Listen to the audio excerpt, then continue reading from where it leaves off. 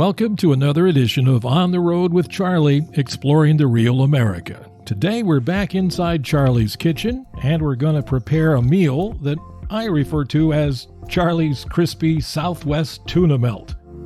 And here you can see everything you're going to need to prepare this. It includes 1 can of tuna. We're going to drain that. You'll see that shortly. Also 1 can of green chilies. I prefer the mild can, but you can have the spicier one if you so desire.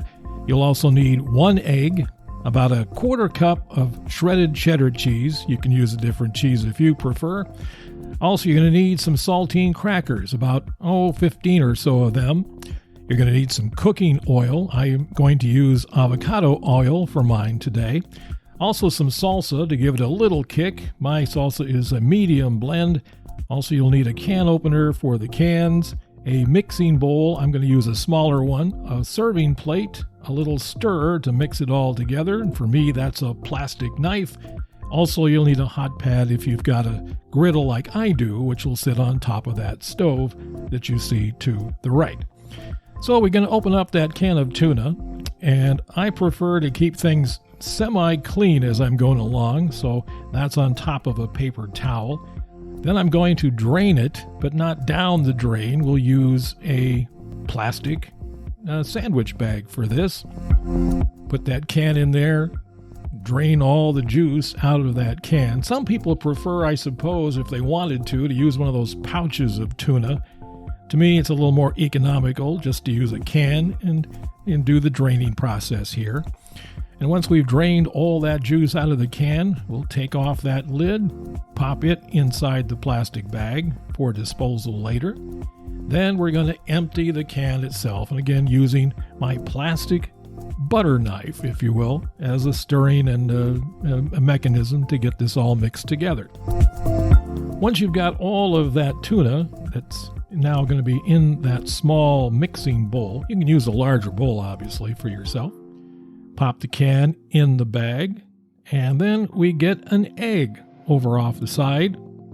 Crack that, pop the contents in the bowl, and dispose of the eggshell again in the plastic bag. I'm going to seal that up just so I'm not going to spill it later.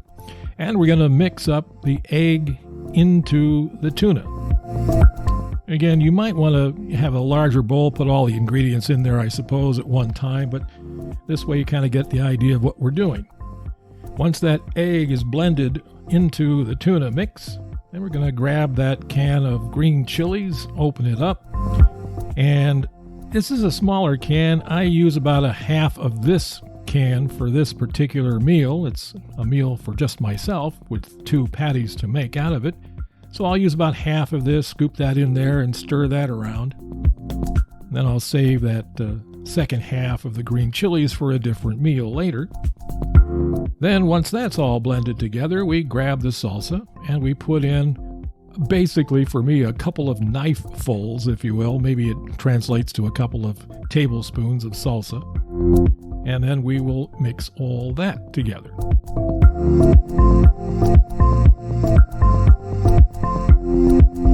And once we've blended all of that, it's time to get the binding ingredient, those saltine crackers. I will use probably a total of 15 for this. It kind of depends on how much moisture is in the tuna and egg and the green chilies before I start this process. But as you can see, I try to get everything kind of mixed together here. That's about 5 crackers so far. We're going to use another 5. Sort of a little touch and go or, trial and error process to get this all done. So there's 10 crackers that we put in, and we'll mix that around. And as I get to that point, I'm going to determine that I still need a little bit more to make sure this binds the way I want it to when we put it on the grill in patty form to be cooked. So here you see I've got that pretty well stirred around, and yeah, it's obvious to me as I'm doing this that I'm going to need another 5 crackers, so we're going to go ahead and get that done too. Again, you can add or subtract any of the ingredients here. There's no scientific, precise method to get this done as far as I'm concerned. So you can add other things like peppers or whatever your fancy is. Maybe you don't like green chilies and you want another ingredient. This is all kind of, something that you can use to your personal preferences. So we got this all pretty much mixed together. Next, we're going to form the patties and put those on the grill after we have put on the cooking oil. Again, I use the avocado oil.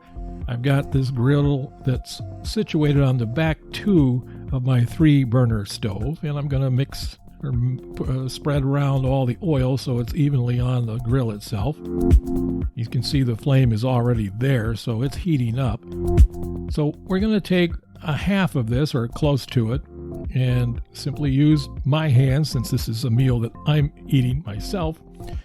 I don't use any gloves for this process. We make out a patty, try to get it there as best we can. It's not going to completely bind together when you first put it on the griddle. And I'll take the second half, which turns out to be a little bit bigger in this case, pop that on the griddle, and then we'll take the remaining amount that's in that mixing bowl and put it on the smaller patty as it begins to cook. Now, on the front side, we're going to cook this for about 6 minutes or thereabouts. And again, this is something that you just sort of have to do trial by error and figure out when you can turn it, and it's got some golden brown there on the bottom. The second one isn't cooperating quite the way it should, but it's still going to work out fine in the end. So we turn that, and you can see it sort of separates itself.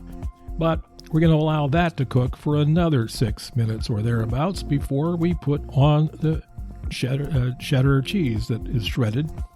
I do it this way. Some people, I guess, have mixed the cheese in with everything else. I prefer to put this on the top of the patties for my particular recipe, and that way it kind of has a nice look when it's all said and done. So after another minute or so, and that stuff gets all melted on the top, we'll simply plate the patty on a dish, and it's time to test it out.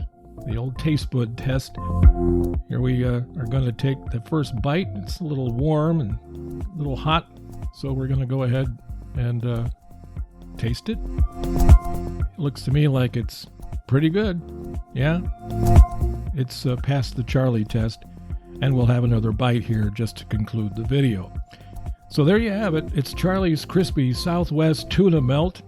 If you want to see all the ingredients, again, I'll try to put that in the show notes in the bottom of the video, and we will have more from the kitchen and from on the road on the way soon. So thanks for watching.